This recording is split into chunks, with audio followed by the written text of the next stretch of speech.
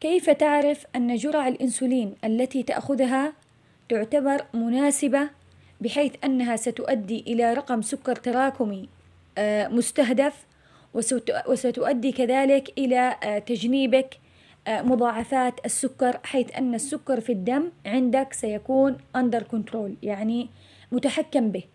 إذا تحققت هذه الأرقام، إذا لاحظت أنه قبل ما تفطر، يعني قبل ما تأكل الصباح قبل الإفطار، تكون نسبة السكر بين 80 إلى 130، ونسبة السكر عندك بعد الأكل بساعتين لا تزيد عن 180.